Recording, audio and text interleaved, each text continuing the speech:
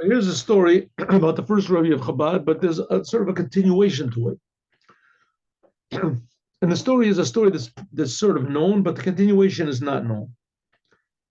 The story is that the first Rebbe of Chabad was pursued, just like King David was pursued, just like Moses, right? Korach and everybody.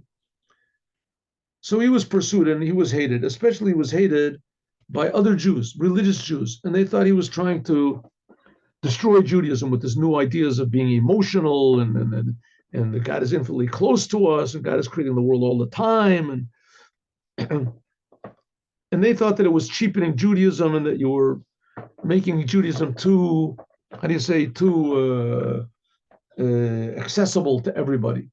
Right? You were lowering it down. In any case, we had a lot of enemies, and they made up, slandered him. They slandered him. They made up accusations, and they even forged papers, and they got false witnesses to testify against him to the Tsar. And the Tsar, that he was trying to make a revolution against Russia. The first Rebbe of Chabad, that's how much they hated him. These were very ultra-Orthodox Jews, very, very religious Jews. And they hated him.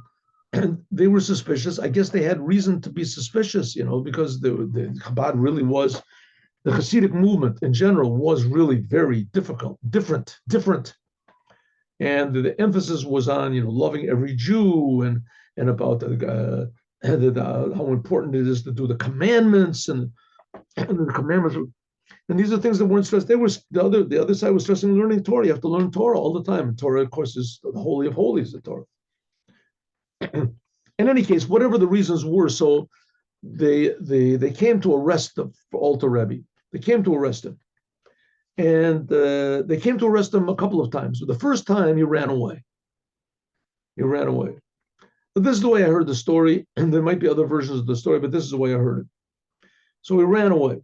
He jumped out the window or whatever, went out the back door, and he ran away from the Tsars. This is in the time of the Tsar, of course. The Tsar's men wanted to imprison him. And he ran away and he hid in some place. I heard that it was in a cemetery. He hid. Happened to be that one of his Hasidim, who was called Shmuel Munkes, was in that cemetery or wherever that place was that the Alter Rebbe was hiding. And he said, "What are you doing?" So he said, "I'm running away from the Tsar's soldiers. They're coming to arrest me. And if they arrested the Rebbe, that would have been pretty much the end of the Chabad Hasidic movement, because the Rebbe was the leader. He was the spirit behind it. I'm sure something, God would have provided some other big miracle, but ostensibly, that was it. If you got the Rebbe was everything. So he said, "I'm running away. I don't want them to run. Why should a person has to save his soul?" So this Shmuel Munkes said, "Listen, in any case, you have to give yourself over. You have no right to hide from them." This is why. Because if you're really a Rebbe and a holy person, a Rebbe is a different type of a human being. He's not just a gifted human being, right? A Rebbe is like it says about Moshe, Ish Elokim. He's like half God. This sounds a bit bizarre, but that's what it says about Moses, Ish Elokim. That's what it says.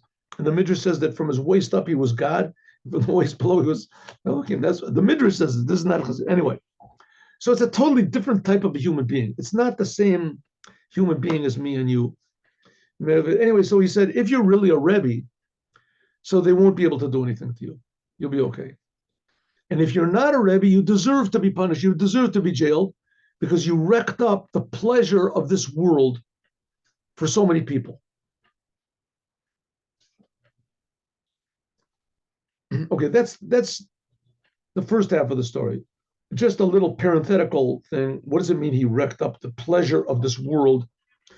For whose pleasure did he wreck up? That he and you? I mean, all the rabbis are saying you shouldn't go and eat whatever you want to or do whatever you want to. You have to go according to the Torah. So all the rabbis are wrecking up the pleasure of the world, right? So what did this Alter Rebbe do? And why did Shmuel Munkes, he picked that out? That's the problem with the Rebbe. He wrecked up people's pleasure. What type of pleasures did Shmuel Munkes wanted to have? He wanted to go to the movies. What did he want to do? So I think the answer is pretty clear. The Rebbe and Chassidut Chabad in general made it that you always have to keep moving. You can never be satisfied with what you always have to be happy with whatever you have, but you can never be satisfied with what you have. Never. In fact, it could be one of the worst enemies of Judaism is to be satisfied with what you've got. You always have to be striving for more, and that's why Chabad stresses so much Mashiach, because Mashiach will bring a revelation of a whole new level of responsibility for every person we never dreamed existed. They'll make it that no one will ever be able to be satisfied or, how do you say, rest wherever he is. There'll be so much joy just to increase serving the Creator all the time. That's what Mashiach is going to bring. So, and the leaders of Chabad are Mashiach. So he said, you wrecked up the pleasure of this world, right? Even a little bit of satisfaction, a little bit of being satisfied. You finish something, that's it, I finished. No, the Rebbe wrecked it all up. As soon as you finish something, you did something good, you should be, wow, I'm so happy, but you know how much more there is to be done. It's always in front of us. Okay, so that's what he said. Okay, that's the first half of the story. Here's the second half of the story. Shmuel Munkes, where did he get the idea to say this? Where did he get this idea to say this thing? I mean, it's a very chutzpah thing to say. If the Rebbe is really somebody who's totally different than everybody else, so how could he say these things to the Rebbe? You deserve to be, right? If you're really a Rebbe, he should have said, you're a Rebbe, nothing's going to happen to you. Nothing's going to happen to you. Don't worry about a Rebbe. We believe in you. No, what did he say? If you're a Rebbe, nothing will happen to you. And if you're not a Rebbe, you deserve it because you wrecked up the pleasure of this world. Okay. So where did he get this idea? So the story goes like this. This Shmuel Munkes was a very holy person and a very tremendously devoted person to the Torah and to the commandments and to Judaism and to the world and to God. And every moment of his life was just aware. And he also was unusual, how do you want to say it, humor. He was a humorous person. He had a good sense of humor. And he would joke. They said that one time he hung himself, I don't know, by his hands, by his feet, in front of the Rebbe's door. And he hung by it, and they asked him, what are you doing? He said, well, you know, in the fish store, they have a big sign of a fish, a big, whatever it is, a wooden fish hanging over the door. And a shoemaker, they have a big shoe. A Rebbe has a big chassid. That's what he was, that type of a humor. Anyway, so he said that once he wanted to go and see the Rebbe. He had a tremendous desire, Shmuel Munkes, to go to see the Rebbe.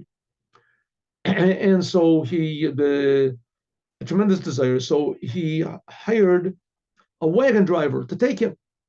But the wagon driver said, but listen, usually I have 2 horses, and now I only have 1 horse. And it's very dangerous. I don't think I'll take you. I don't be able to take you. Go find somebody else. He looked around. He couldn't find anyone else. So he said, listen, you take me, and I promise you everything will be okay. He said, listen, the problem is not so much going uphill. Going uphill, so the horse will have to work, and maybe we'll get out of the carriage. You know, it'll be less weight, and maybe we can help a little bit push. The problem is coming down the hill. When there's 2 horses, so I can hold them back, I hold the reins, and there's 2 horses, they have the power to hold the wagon. But if there's only 1 horse, so I'm afraid that there's not enough weight and energy to put on the brakes to stop them. So Shmuel Munkes said, listen, I'm a chassid of the Rebbe. You know me. I'm a holy person. You come with me. I'll have a blessing. Everything's going to be okay. You'll be holy. Holy man. God is with us. So the driver said, okay, you're right. I'm sorry. I didn't mean to doubt God. I'm sorry. I made a big mistake. Let's go. Of course we'll go. So they got in the wagon and they went. And but they got up to this big hill, which that was sort of the worry of the driver. But the driver said, I'm with a holy man. Nothing is going to happen to me. And they went down the hill and they put on the reins and the horse is like trying to strain. But just as he thought, it wasn't, the horse wasn't strong enough. The horse wasn't strong enough. So the horse, in order to keep up, the wagon was going, the horse realized that the wagon was going to, so the horse had to run as fast as it could in front of the wagon. It was going, and there was this big turn at the end of the road. and the horse managed to make the turn, but the wagon broke loose from the horse and it smashed into a big house that was there at the end with a man that was sitting on the porch, and it smashed into the porch. And the man that was sitting there happened to be a very important official. He was a paritz, or he was the mayor, or whatever it was. And it smashed into his porch. And here we have the horses ran away, and the two Chassidim are laying over on the side of the road.